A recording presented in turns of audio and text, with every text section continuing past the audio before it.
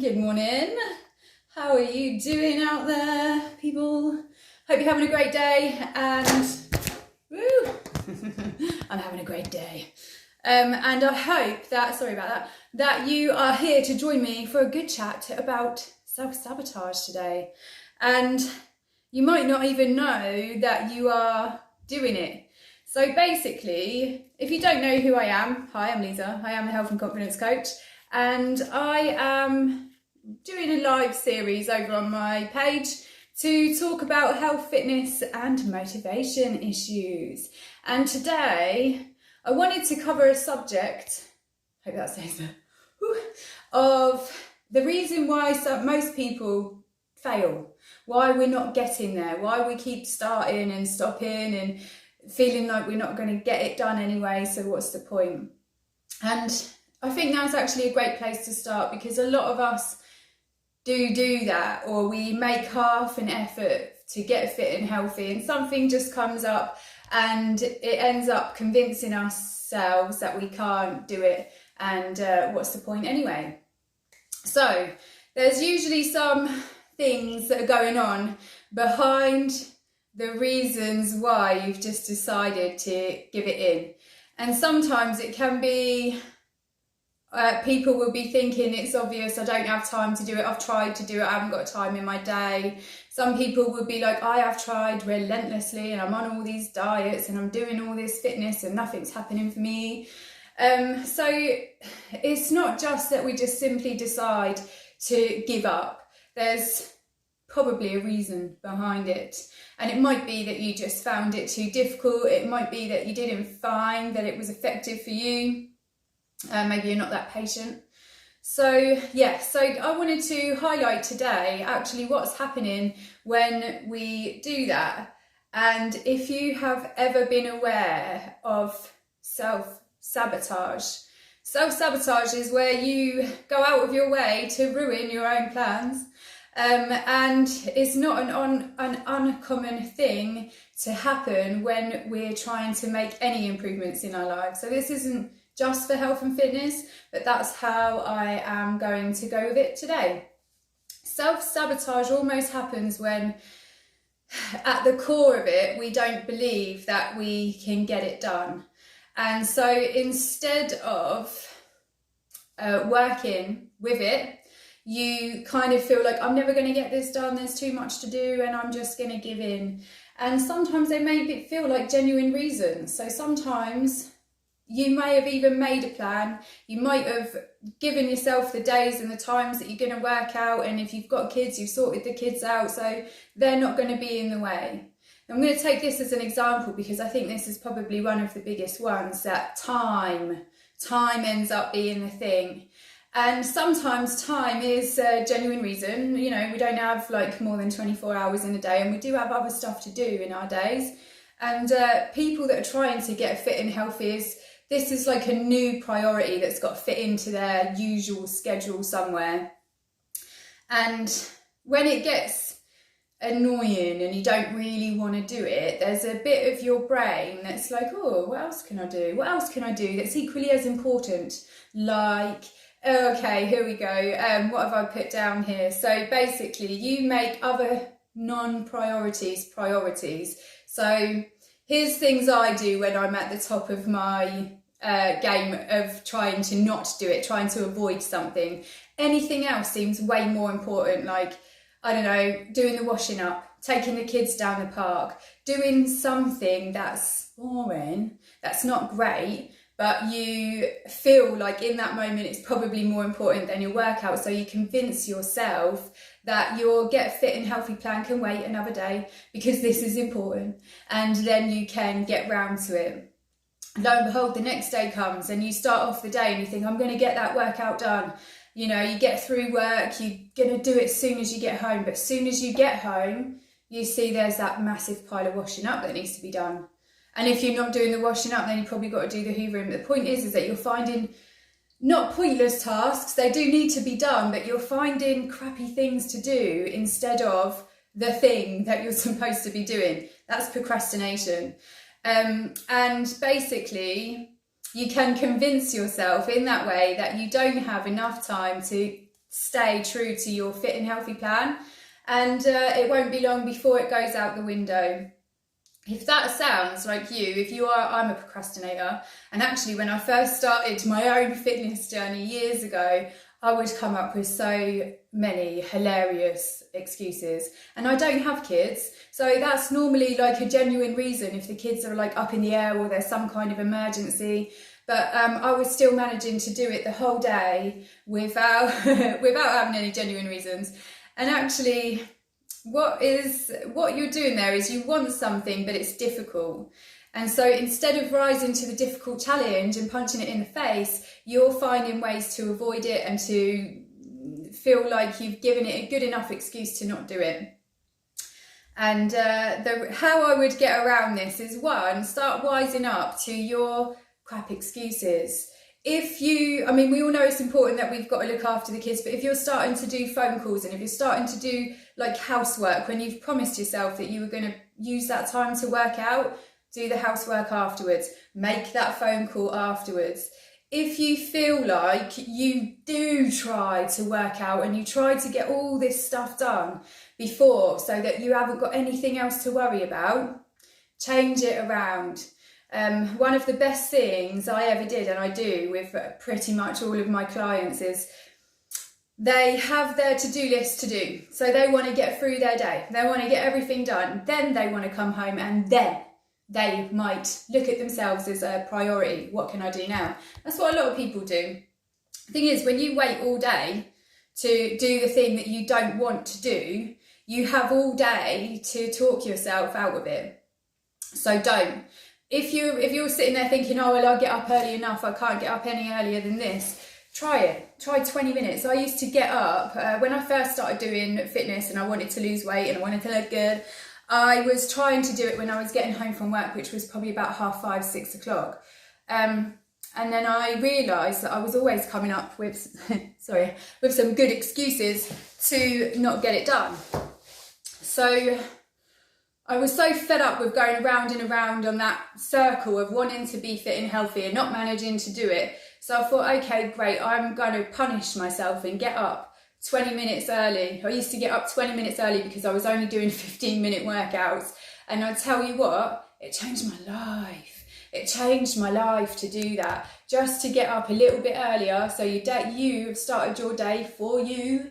You've done your workout before your brain's had a chance to tell you about all the other things that's more important. And you've done it. You've done one of the biggest things that you really wanted to get done, and you've done it before you've even had breakfast. And I think that that's a really golden nugget there. If you're desperately trying to change and you're coming up with all these reasons throughout the day why you can't do it, or last minute something important but not really important comes along that's making you wait until the next day, cut out all of that crap and set that alarm 20 minutes earlier. Literally, you can wake up and work out. And that is what I used to do. And actually, when you do that, instead of then, you see for yourself how your attitude towards yourself and towards your goal changes. Because before, you've gone all day like, I've got to do that, you better do that, I'm telling you, you're going to do that. And then the other bit's like, yeah, I know. And then by the time you get to the end of the day, it's like, oh, I knew you weren't going to do it. Oh, look, you've got your kids to look after, you've got phone calls to make and you've got housework to do, and you're never going to do it. Okay, let's say we got up early. We did our 15-minute, 20-minute workout. And actually, what's happened now is, initially, as you get up out of bed, you might, but you're going to do it. You're going to get up, you're going to get out, you're going to do your workout. You do your workout, and that's it. That's it. For the rest of the day, you're like, oh my God, I did that workout, and it was the first thing that I did. And almost, really, it doesn't matter how hard your day gets after that, because you've just done something fantastic and amazing, and it's for yourself. I can't recommend changing up your workout routine more. I know some people love evening workouts, and that's cool, but if you're always finding that you're fighting your motivation to do it, then just get it done early. Wake up, get it done, and then you will see for yourself the massive change that brings. Not just the fact that you did it, but the change that it brings in here because you did it. So yes, do that. If you're one of those people that always finds other stuff that's more important, then try to change your game. Start to get wise to the thoughts that are going on and the excuses that it's coming up with. Sometimes we have genuinely great excuses, like, I am going to put the kids as an emergency. So let's say something's happened and the people that would use, someone who would usually look after your kids or whatever, isn't around, and that actually then becomes an emergency. That's something that's out of your control, and it's not something that you could do later. It's something that requires your attention immediately, and that is a genuine excuse. But little things like needing to phone your mum or putting up, I phone my mum every time I want to get to procrastinate. We do that. We're great at it. Phone my mum and I find stuff, stupid stuff that I shouldn't really be doing, like watering my plants. That takes me ages. So if I'm not into doing something, I'll make that really like an emergency. Like, oh, I haven't watered my plants in like 3 days. They must be so bone dry. What am I going to do?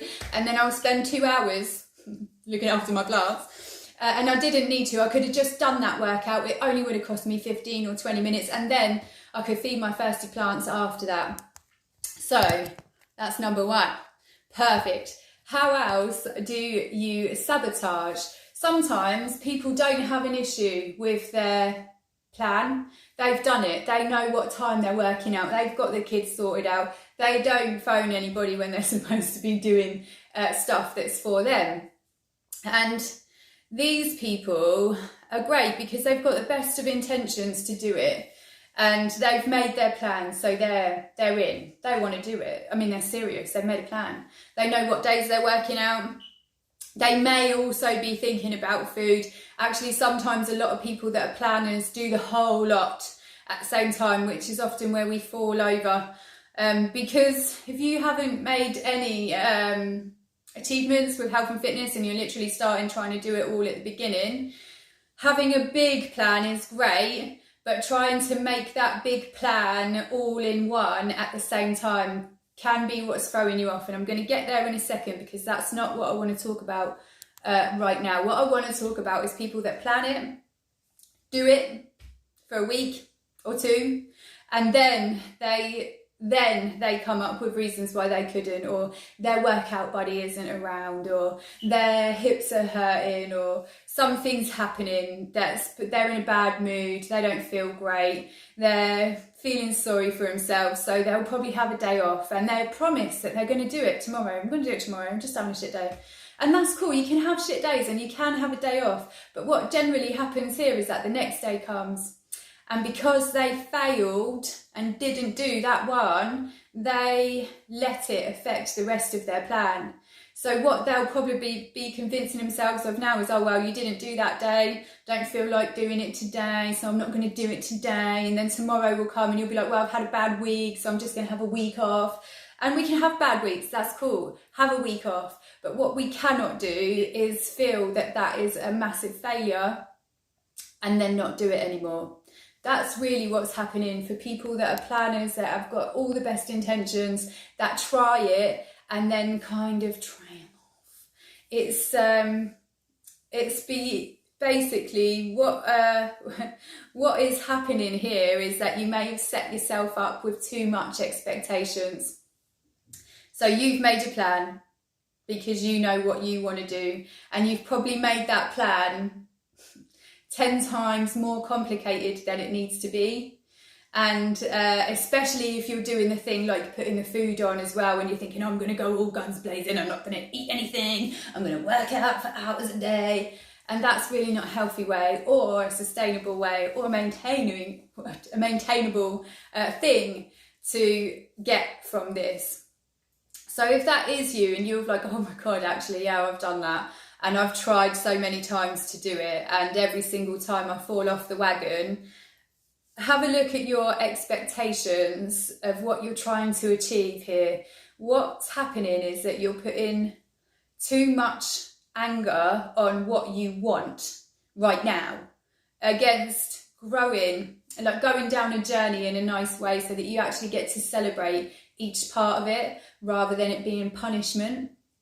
And how you can do that is you can stop expecting yourself to do everything all at once. We're not perfect people. Most of us can't do everything at once. And if you do try to do everything at once, the experience is going to be a lot harder, and you're probably not going to, so you're going to have such a hard time sticking to it. You can do it if you've got like, I don't know, some massive piece of willpower and you just like don't care and you can do it, then cool, go for it. But this is for people that keep trying and keep failing despite their best efforts of planning.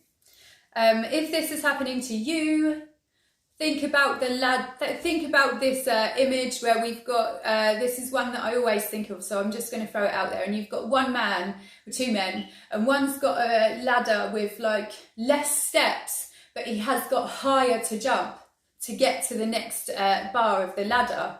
And then you've got a man over here who has little steps. He's just going to scurry up the ladder. And the little steps represent smaller goals. So when you do those smaller goals, it doesn't take as much effort to win it, to get up that step. And it's more consistent. And actually you find that they're small steps, but you can do it, you can handle it. It's not a problem, you're going to reach the top. But you've got matey over here who's like, oh, I'm going to do it all in one. And then he's jumping, trying to reach that one. He's got to pull himself up there. It's so much hard work. Less steps, but is he going to be able to keep reaching up there, jumping up there to get the next one? What's the point of going through all that stress when you can go through an easy walk up of the ladder where you actually feel like, I can walk up this ladder really well. I can do it, and it's not a problem. I always think of that for people that put too much expectations on themselves. And here's what I can recommend. I would take your plan and make your plan smaller. So if you've got the plan where you're thinking, I'm going to do food and I'm going to do exercise, I'm going to do this, that and the other, let's focus on one part of that plan. What's the most important part of that plan for you to get done? It can actually be really hard for people that love to do it all, but break up your plan into 2 or 3 separate little plans. So you can really own this one, and then as this one becomes comfortable and you feel like, oh yeah, it's not a problem, I have the capacity now to put my energy into something else that can also help me out and get me to where I want to go, to the top of that ladder. That is definitely the best thing that I could recommend there. It's very tough for people that do like to do the big plan, because they start to feel frustrated, that they feel like they need to do all of this to get where they want to go. But you're still getting there. You're just actually going to do it on a permanent basis. If you take this part of the plan, own it, love it, make it your life. Okay, now that one is easy to do now, great. So I'm going to reach another part of that plan, I'm going to put that in there, I'm going to try really hard, and that's going to help. I see this most of the time with people that feel like they need to do food and fitness at the same time. And yes, it does get you better results and it does get you quicker results, but the likelihood of you being able to stick to that is quite tough. And it maybe would have been easier if you would have just started exercising. I always love to do the exercise first. And if you know me well and you know my story, you'll know that when I changed, I was not ready to admit how bad my diet was. And in fact, I actually only started working out because I couldn't stop eating shit. And I didn't want to not eat shit. Obviously now I do, because actually it comes naturally. If you start to improve one area of your life, you start thinking, oh, if I maybe ate more protein, maybe my muscles would love me a little bit more. And so now it's easier for me to make sure that I'm having my right amount of proteins, the right amount of carbs. And I mean, if I have my chocolate bars now, I don't care, but it's not such a big thing. Whereas before all of this happened for me, even just looking at a chocolate bar would make me feel like a failure. And it's not true. We just have to do things that we can own and be proud of, so that you can celebrate that you did that, and then you can move on and do the next one. And again, it changes your whole mindset on how you're going about getting this thing, your health and fitness plan, how you're going about getting it done. Because what happens is, instead of your head being like, you didn't work out, you didn't eat what I told you to, you didn't prepare, then instead of that, you're just thinking about the workout. So all I have to do is do a workout. I'm going to do 5 workouts a week and I'm going to enjoy my weekend off. And it's actually much easier to do that than it is to be like, right, I need to work out, then I need to think about my food, I need to meal prep. It just gets crazy. It's overwhelming. And that is another reason why people can quickly fall off the wagon. So I would take it small. If it seems too big, it probably is. Take it down a notch and own that change, and that's it. Love it. Okay, cool. Here's the other thing that I wanted to talk about that happens. Oh, I've got a couple of things to talk about here. Let's do this one first then. We'll do the negative attitude in your head towards the goal that you've set yourself. And this is people that are living with a bully brain, really. You're someone that's like, you need to get fit and healthy, so we're going to do this. And then as soon as the day comes, you're like, you need to get fit and healthy. I can't believe you're not going to do it. I know that you're not going to do it, so what's the point? When are you going to put that in there? Lunchtime comes around and your head has had such an impact on you, because it's so crazy to have to listen. It's exhausting is the word, to have to listen to your own head bullying you about the efforts that you're making. You've got such a bad attitude towards getting the goal that you're telling yourself that you cannot get it. So what is the point? Really, if you are one of those people, I used to be one of them people too, you're never going to get anywhere if you keep listening to that. If you keep giving it credit, it's going to think that it's right. And it's going to keep on coming for you, because bullies don't go away if you make them feel like they have something proper to say about you. So here's what we need to do. This is tough, but you're going to have to start recognising when that voice is around. So let's say you've decided that you're going to work out at lunch, right? Here's your bully brain. From the morning, it's up there. It's like, oh yeah, you said you were going to work out. We'll see if that happens. Ha, ha, ha. Breakfast comes. Your brain's on it, telling you about the bad food that you're eating and should you be eating that if you're going to work out, blah, blah, blah.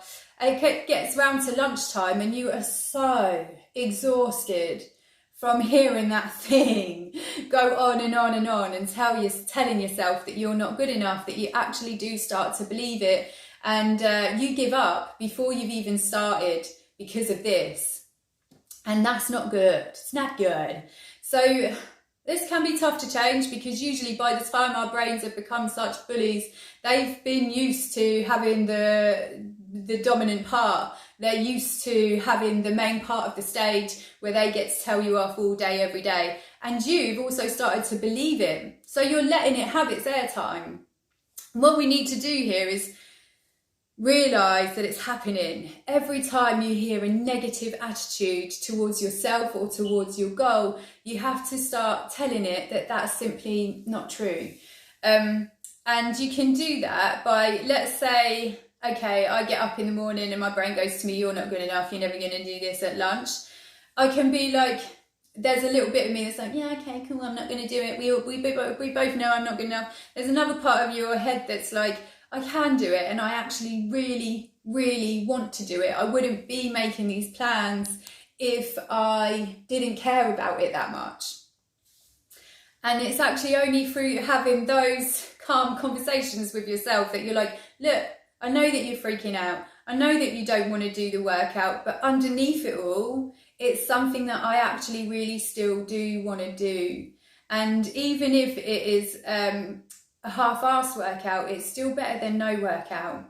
But even if you don't feel like you're good enough, you can start to prove to yourself that you are, as long as you don't let this get in the way. Find new ways to talk to yourself. If you've been talking to yourself in a bad way for a long time, that you don't know even how to be nice to yourself, then start by, here we go. Here are some of my recommendations. Start by taking notice of your inner monologue and starting to give yourself nice, praises throughout the day. If you've noticed something good that you've done, make sure you praise yourself for it. And even other people, if you notice good things that other people are doing, notice it, because it actually has an impact on your brain and the way that it thinks. And the moment that you start to become more positive and you just change in those thoughts, then it does also have an impact on not just your life, but your workout, what you do for the day, how friendly you are. It really changes everything. And if you're sat there with a negative voice and a bad attitude, and you want to find some ways around it, I would almost recommend to you that you also go and check out some affirmations. Affirmations are something that almost get laughed at by people that don't understand what they're there for. Affirmations are not talking yourself into a new, well, it is talking yourself into a new life. It's not a piece of magic. It's not like a spell. It's like teaching your brain new ways to talk to yourself. So when you affirm things, which if you don't know what affirmations are, they're usually sentences like, I am good enough, I am courageous, I am confident. And sometimes when we first start off, we don't believe these things, but these are things that we want to think and feel about ourselves and have in our lives. And the idea behind affirmations is not that you just sit there and chant it again and again and again. It's that you have some moments in the day that you can sit down and read out these statements that you want to be true in your life, and you put the feelings behind them. And in that way, your brain starts to see that there's new ways that it can think. And there's new thought processes that it can have about you and what you're trying to do. Also, a negative attitude brings on a massive lack of self-belief. And that's probably the biggest killer as to why you're not getting it done, because the longer you let that go on, the more of a hold it's got on you, and the less self-belief you are going to have to get it done. It's a tough piece of work, that one, because a lot of us go literally most of our lives, and I think I was maybe 20-ish, 23, when I started to feel like I needed to change my own thought processes. And I came across affirmations, and it does take a lot of work. But the best thing about it is knowing that when it does happen and you start to spot yourself, you're like, oh, okay, you may have had a few good days, and then one day you have a bad thought, and your head is like, oh, hold on, we don't do those things anymore. And it's actually really nice to experience. It's really nice to experience a negative mindset turn into a positive and a supportful one. And you're only ever going to do that if you change your attitude towards yourself. I've got one more point that I want to talk about here. I'm sorry I've been here for so long, and thank you all so much for joining me. One thing that I do see a lot of is people that mess up their health and fitness plans with emotional behaviours that surround food. Wow. So some people who are trying to improve their diet, or maybe going down the diet route, this is what I tend to see patterns of. They start off really well. They know what they're eating. They know what their calories are. They've got their plan, blah, blah, blah, doing a good job. And they could be doing a good job for a week or 2 weeks. But in the end, something always happens. Something always happens, and a bad day. And they have a bad day on that diet. And then that one bad day leads to them feeling like such huge failures, especially, I would say, people that have made a plan to change their nutrition, because it's an expectation that you've put on yourself. And if you have one bad day on the diet, because we're all so funny about food anyway, we feel like we've ruined our whole thing. So we may as well keep going and chucking everything out the window. So there is many reasons why it's very hard for us to eat healthily, for all the time. And it's because food actually makes us feel great. And it's a comfort food as well. So if you've ever been feeling a little bit sad and sorry for yourself and you reach for a chocolate cake or something because look at me, chocolate cake, because it makes you feel a little bit warmer inside, then that's kind of what we're going to do, especially if we're stressed. If we've got some big work event coming up and we don't feel too great about it, we might eat away our anxiety. Also, there's other things that happen. We can even eat when we're happy, when we feel really good. Like this is the great one. So when we have our dinner and then you finish your dinner, you're full up, but you're happy. And you feel like, ooh, I need something else on top of that. And then you go and get your dessert. And that's fine, you should be allowed to have your dessert, right? But what happens is that you put too much focus on the bad stuff that you did. And so you chuck it out the window. You maybe didn't even really understand that when you ate that chocolate cake, it was because you were not feeling too great. Maybe you were worried, maybe you were sad, and that's why you ate it. And here's what we can do about that. Number one, know that there's always going to be stressful things that happen in our lives. And sometimes, you know, what happens when I'm stressed? Well, if I'm stressed and I've got a deadline, you can bet I'm procrastinating about food. I'll probably convince myself that I'm hungry. And I do that. And what I do is I find little things to snack on, because I call it stress eating. I actually do it when I'm a bit of a gamer. So if I'm playing a game and I've got like 20 seconds while I'm resurrecting, then I will, I'll stress eat. I'm like, yum, yum, yum, yum, yum. And I realised that I was doing it only because I would be there and I'd have some snacks and the next minute they would all be gone. And it's not because I'm hungry, I was literally just stress eating through those moments of waiting for my game to come back. So that could also be something that you're doing. If you are emotionally eating, or even a secret eater, then and you know that you are, what I would do is I would make a food diary. If emotions are the things that rule the roost in your fitness plan, and they're probably the reasons why you're not doing it, you need to start to understand what is actually happening in there. And the best way that you can do that is to get a food diary, or start writing yourself a food diary. You could use My Fitness Pal, it is completely free, I love My Fitness Pal. But I would love you to do a feelings diary alongside that. So when you know every time you eat, you putting it down, but you're also putting a feeling, just a couple of feelings. It doesn't have to be an essay, just one word, one feeling about how you felt when you were eating that piece of food.